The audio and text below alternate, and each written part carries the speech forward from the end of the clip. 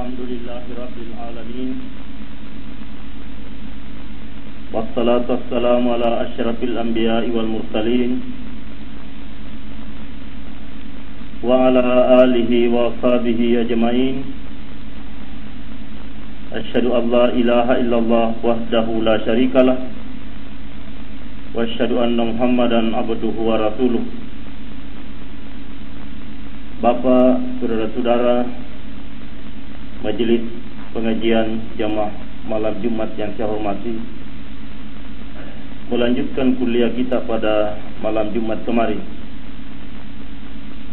dalam rangka upaya kita mencari di mana rahasia letaknya kekuatan Islam seperti yang telah pernah diperlihatkan oleh Nabiullah Muhammad sallallahu alaihi wasallam, merupakan suatu tuntutan yang sulit kita elakkan, sebab kita lebih mudah untuk menganggap dan menanggapi kalau suara-suara santer yang akhir-akhir ini dilancarkan dengan gencar di berbagai forum dan kesempatan, bahwa abad ke-15 Hijriah ini adalah abad kebangkitan, untuk kita anggap suara itu sebagai suara ratapan, sebagai suara harapan dari umat manusia di dunia sekarang yang sudah tidak punya alternatif lain,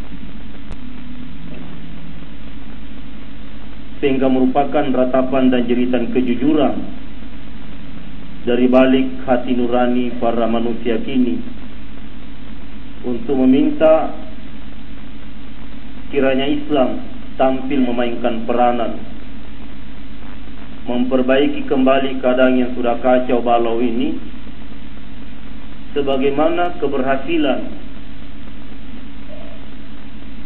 Islam pada saat penampilannya yang pertama di zaman Nabiullah Muhammad sallallahu alaihi wasallam,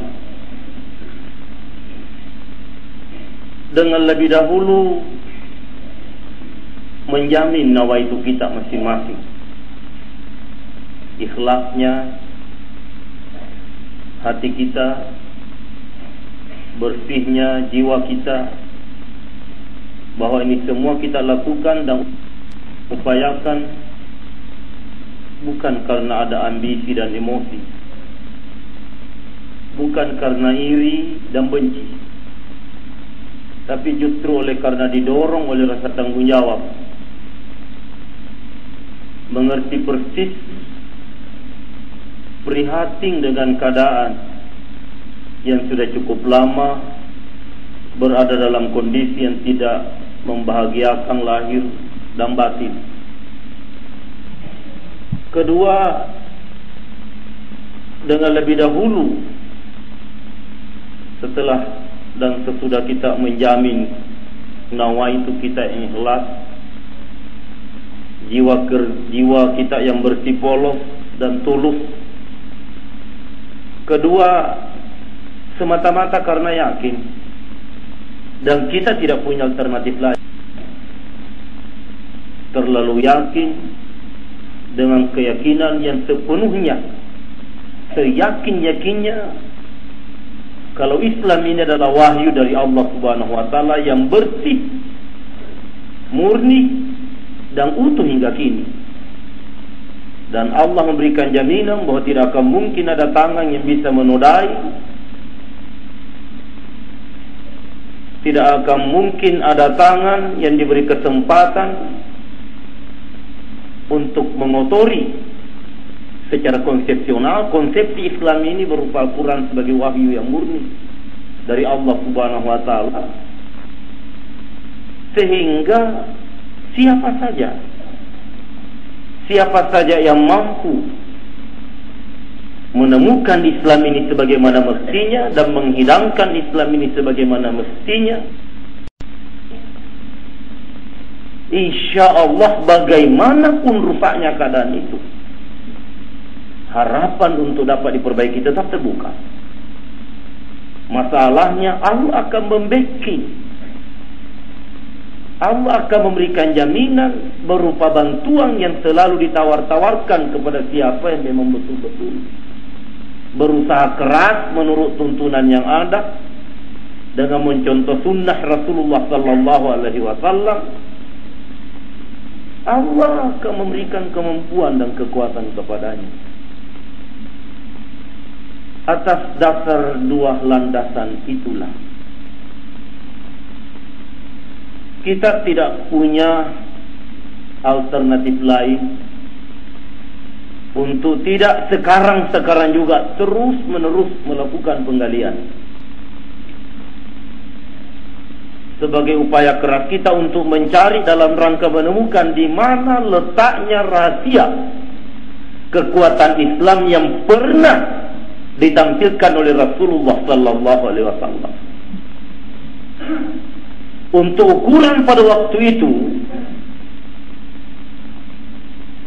manusia-manusia yang ada di sekitar pribadi beliau dibandingkan dengan kekuatan yang begitu tangguh, bukan kekuatan politik, kekuatan yang membudaya, kekuatan yang sudah begitu mengakar, didukung lagi oleh kekuatan politik, sosial, ekonomi, dan budaya. Dalam jangka waktu yang relatif singkat, secara mendasar dapat disunap oleh Rasulullah sallallahu alaihi wasallam. Tetapi kenyataan yang kita tidak bisa sangkal bahwa setelah pernah Islam ini mencapai titik puncak kejayaannya, memang begitulah kelihatannya rumus sejarah. Proses kemunduran tidak bisa dielakkan. Terjadilah pengaburan-pengaburan dengan satu catatan, tetapi Islam secara konsepsional, secara konsepsi, secara mendasar tetap utuh.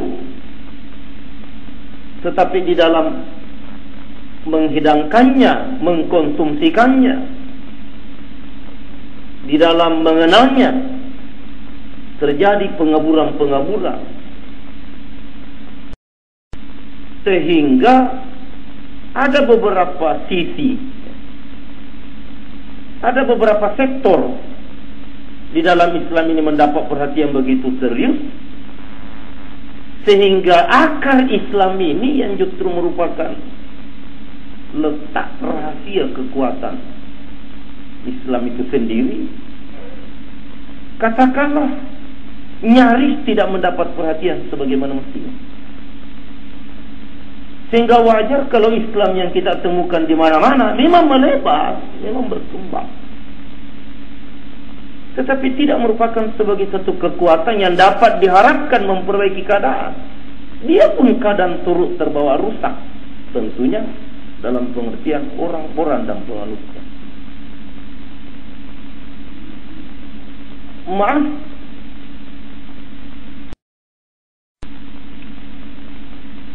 Bapak dan saudara-saudara, dituntut kejujuran dan jiwa besar dari kita bahwa Islam yang kita peroleh, Islam yang kita terima, Islam yang kita kenal, Islam yang kita dapatkan, Islam yang berhasil diinformasikan kepada kita adalah Islam yang kita peroleh pada saat Islam itu berada dalam kondisi kemunduran yang luar biasa. Pada saat proses pengaburan Islam sudah hampir sampai kepada puncaknya, sehingga katakanlah bahwa Islam yang sampai kepada kita adalah Islam yang sudah tidak kita temukan lagi isinya, Bapak dan saudara-saudara. Kita tinggal menemukan kulitnya Islam saja. Sehingga kita jangan heran kalau kita salah, tidak mampu kita menemukan keasikan seperti yang pernah dirasakan oleh Rasulullah dan para sahabatnya. Sebab mungkin salat yang tiba pada kita adalah salat dalam bentuk gerakan fisik saja, kita tidak mendapat lagi tuntunan bagaimana mengikut sertakan secara aktif rohani kita di dalam tiap gerakan salat itu. Sehingga nyaris rasanya kita tidak mendapatkan apa-apa di dalam salat. Dia tidak berhasil merupakan suatu kekuatan yang meningkatkan kualitas kadar kemampuan rohani kita. Sebagai akibat yang logis, setiap selesai kita melakukan perjumpaan dengan Tuhan. Kalau salat merupakan satu sarana komunikasi yang tentu bertujuan untuk menyahadap dan menyedot kuat dan haulillahi 5 kali tadi semalam, kenapa kekuatan itu kita tidak rasakan mengalir? Kenapa kekuatan itu kita tidak rasakan? Kita tidak rasakan. Kalau ada kekuatan yang berhasil kita sadap dan sedot setiap selesai salat, jiwa kita tetap kerdil, otak kita tetap bungul, rasa tanggung jawab kita tetap rendah, dan kita tetap wawasan dan kawasan cakrawala berpikir kita tetap begitu terbatas. Tidak pernah berhasil menampilkan kita sebagai khalifatullah di muka bumi ini, yang harus memandang dunia ini begitu kecil. Sebab kita adalah wakil Allah yang barusan habis ketemu dengan Tuhan. Tidak terasa. Sebab tuntunan yang kita kenal di dalam fikih, salat adalah gerakan fisik, tidak lebih daripada itu. Yang dimulai dengan takbir, diakhiri dengan salam. Begitu definisi salat yang kita terima di dalam pelajaran fikih. Tapi bagaimana tuntunan lengkapnya keterlibatan dan keikutsertaan secara penuh rohani ini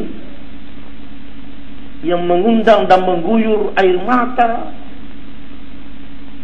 di mana kita akan mendapatkan jawaban dari Allah Subhanahu wa taala, mendapatkan kekuatan yang mengorbitkan, meningkatkan kualitas kadar rohani kita, sehingga rasanya akan sandang di tengah gelanggang, memperbaiki keadaan ini. Kenapa tidak? Sebab kita tidak mendapat tuntunan seperti itu. Inilah yang kita katakan bahwa Islam yang tiba pada kita adalah Islam yang berada pada kondisi puncak kemunduran dan kekaburan yang luar biasa. Setelah 7 abad meninggalkan akarnya, Bapak dan saudara-saudara. Jadi jangan kita heran kalau Islam memang di mana-mana tersebar, tapi dia tidak merupakan kekuatan yang memainkan peranan di muka bumi. Jadi betul sekali sinyalemen Rasulullah Sallallahu Alaihi Wasallam bahwa kelak nanti umatku banyak, tapi dia tidak lebih daripada sekedar buih atau busa air saja. Dia akan merupakan daging yang diperebutkan oleh orang. Dia tidak punya kekuatan apa-apa. Sebab pada waktu itu secara hakiki kita tidak lebih dengan orang lain. Mana kita lebih ngaruh. Masalahnya umat Islam pada waktu itu, sebab ini adalah akibat daripada proses kemunduran yang sudah sampai kepada puncak. Juga sudah hubung dunia, wa karahatul maut, sudah cinta dunia dan takut mati. Dan ini adalah wujud daripada tidak beresnya kita punya iman. Sebab setiap Rasulullah Sallallahu Alaihi Wasallam memberikan motivasi kepada kita, memberikan